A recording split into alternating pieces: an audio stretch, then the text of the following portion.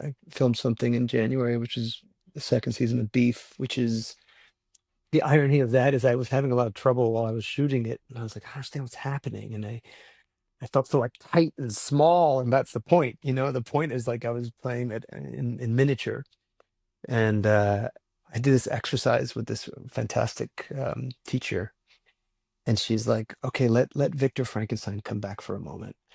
And suddenly I had such release. It was just so pleasurable, and like Victor got to speak and say how angry he was to be trapped inside this little tiny man's body that's being squeezed by all these boring things, and to allow myself to find the pleasure in the mundane.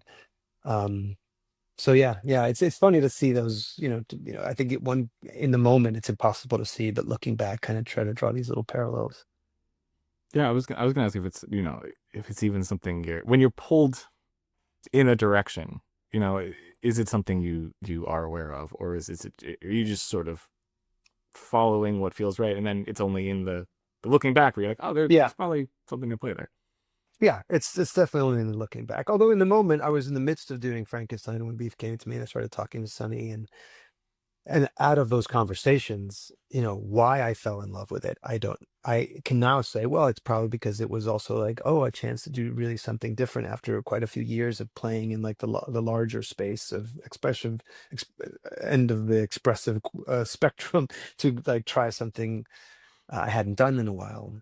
Um, so yeah, I've never, even when I've tried to, I've never been good at like calculating what's the next thing. It's just about like, does my curiosity engage enough where I get excited about, oh, what's this conversation going to be? You were Guillermo's sort of, clearly he's wanted to do this pretty much his entire life, since he was a child, he wanted to make this Yeah. movie. But you were sort of his image of Victor Frankenstein, I think, very early. And you had talks, a long time ago. I'm curious about what most stuck from those early conversations with him. That remained in the soup, as you say, Mm, throughout the process. um, yeah, I think, I mean, early on, it was just so much talking about our fathers and the way that the pain and gets passed down, and the need or the hope for some moment of forgiveness, but sometimes you never know, it's not possible. So it was very much in that world. So it was always emotionally connected to everything being a reaction, an investigation of the world that one is born into, and particularly that kind of paternal feeling, which is why it has that religious Christ-like imagery for Guillermo as well. Like the father and the son that gets sacrificed, and it is strange and dark, and that he grafted that onto uh, Frankenstein, or teased out those things that were just subtly there, but through refracted through his experience became so like religiously potent and emotionally potent for him. So we talked about all those things. We talked a lot about defiance and wanting to defy our father and nature and future and death, and the defiance of death is a big one. I mean, literally, but also, it's something that you'll find a lot in addiction too. There's like a defiance to things, the fuck it attitude, right? And the willingness to destroy, um, because one can't sit in the pain or the fear of being seen, you know, very fear of actually being seen. You'd rather self-immolate. So we talked a lot about that, and as we moved forward too, we talked a lot about like the creature just being an aspect of Victor. There's a reading of it where there is no creature, and he never brought him to life, and everything that happens in it is just it's a version of himself, like a Jekyll and Hyde version. So I think in the idea of like the hero becoming the villain, and so I like that we're playing with not naturalistic forms, that Victor as a character as an expression of much more than just a character with a point of view, and that he takes on elemental aspects of the shadow self. So that it's much more, it's like a much more like condensed, or um, like a laser point of this particular kind of rage and defiance and darkness. It's something I really loved about this movie in particular is how, you know, there's been plenty of versions of Frankenstein over the years, and this one, it's very obvious how among many other things, this is clearly an artist's story. You know, the idea of like Yeah, creating in defiance of death. You know, and this is taking that to the most literal sense, as he's creating in yeah, defiance of death. But that's something we it's such a through line through conversation we have with artists, is like it's morbid, but how much they think about yeah, yeah. death. Well, if it's interesting because it's that you say that, because Julian actually said something that's really I find fascinating, where he talks about no art is pessimistic, because nobody dies in art. Even if you're showing someone dying in art, they're not actually dying. Or it's this kind of, so it's inherently optimistic, because death cannot exist in the frame, in on the stage. Uh, so yeah, that there is absolutely. We approached Victor as an artist. We talked much more about that than like technology.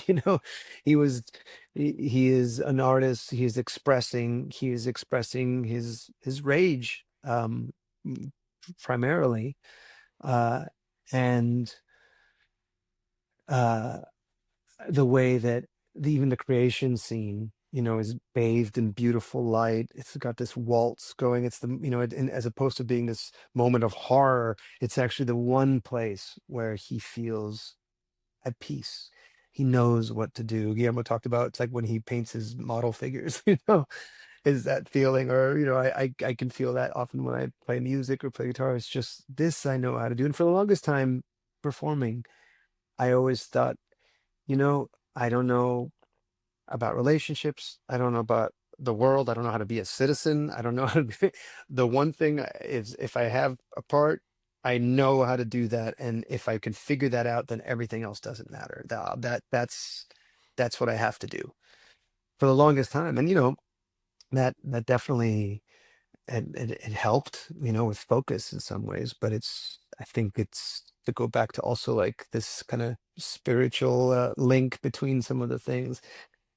At a certain point, you get to that dark forest and it's gotten you that far, but to look back to the same things are just like, that just looks like wild animals to me. I'm like, that's it at a certain point, an adaptive survival thing can become maladaptive. And so the feeling, the narrowness of which I viewed my existence through this one thing, I think it's a beautiful and a way to close that chapter, with playing a character whose entire being was through this narrow lens of defying his father, and what, because of that, could not see in his periphery the cruelty that he was unleashing on others, and definitely on himself as well.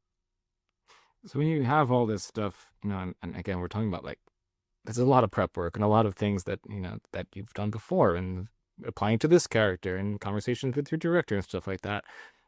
How does it then expand to like the physical? You know, I'm sure the costumes help, and you know, but like in terms of like you have an idea of who this person is, Victor Frankenstein. Hmm. How does that then balloon into like the way he walks, the way he holds himself, the way he sort of, you know, does things in the moment? Like how does all this work then be put into physical practice? Yeah, well, what's beautiful about this Victor, is that similar to Hamlet. People get hung up on like, how old was Hamlet? But the truth is, Hamlet, he lives like 30 years in that play. You meet him when he's an adolescent, and by the end of it, that guy is like, he's like in his 60s. Yeah. The way that he's talking about life and experience. And so similarly, Victor, I guess it seemed like maybe this takes place over 5 years. Not if you include his flashbacks to his youth, longer. But as me embodying him, you I get to play a whole lifetime of a character.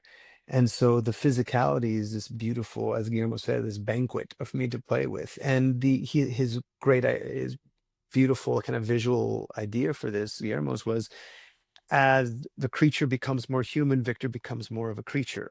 And so, hence the amputated leg, the walking with a cane, this beard that just starts to kind of grow, take over his whole face. The hair starts to come down. He starts to seem like an animal, and he's hobbling around, and he's in and you the longer it goes on, he's just this wounded feral animal trapped in this waistcoat.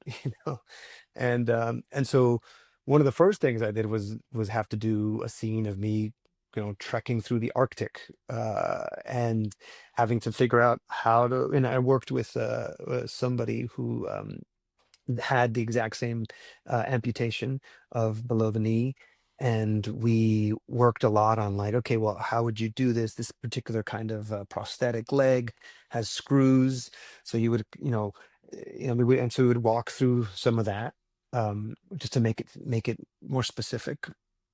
Um, and that was a lot of fun, finding that physicality, the tension of that. And then earlier on, Guillermo was very much like, I want this guy to be it's in his mind. He's a rock star. He has to own the stage, and I want, like, he's Mick Jagger, And of course, Kate Hawley took that and ran with that, our wonderful costume designer. And she, like, had a lot of, like, punk, like, English 60s punk designs, Hendrix, would put all those kind of things together. This is like a very punk kind of attitude.